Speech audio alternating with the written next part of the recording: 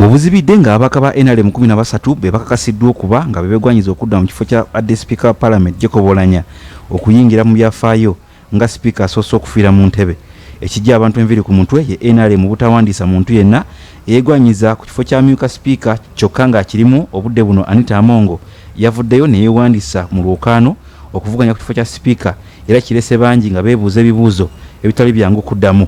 Olunaku lw'enkya kisuubirwa nti olukiiko olufuzi olwa NRM oba Central Executive Committee lwe lugenda okutuula nga kiteeberezebwa okuba nti bano bagenda okuvaayo n'amannya ag'abantu ekibiina be kigenda okusemba okuvuganya ku bwa Sipiika mu kalwa kawamu.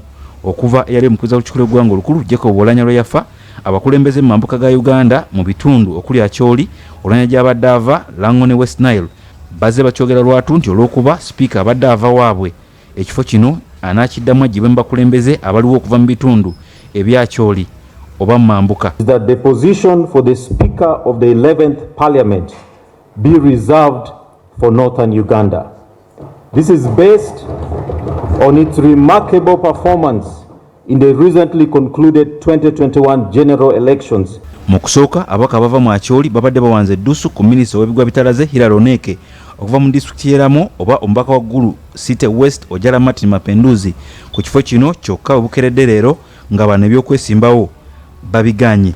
Leero mu kusunsulamu abanadda mu ntebe y'Oulanya okuva ku kibiina kya NRM ababaka bataano okuva mu Mambuka ga Uganda be beesowoddeyo okuli Jane Ruth Acheng, Hamson Obua, Felix Okoti Ogongo, Okot John Amos ne Atim Jackson era nga bano buli omu abadde awera nti yasaanidde okutwala obwa Sipiika.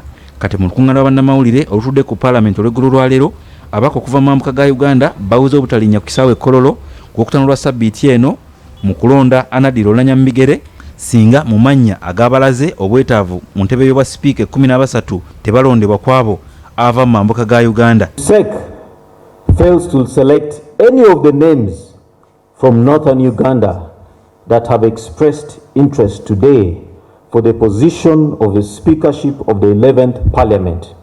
We have agreed that as the three parliamentary caucuses from Lango, Acholi and West Nile, we shall not turn up to vote on Friday for the Speakership position. Ku babaka 13 abeegwanyiza entebe y'obwa Sipiika kuliko ababaka bataano ava mu Mambuka g'eggwanga nga bano balemeddeko nti ekifo kino eky'obwa Sipiika kirina kudda Waabwe kubanga abadde munnaabwe Jacob Oulanya akibaddemu emyezi 9 gyokka. We are very peaceful and we are patiently waiting because we know there are still more elections ahead. Our brother has only served for 9 months.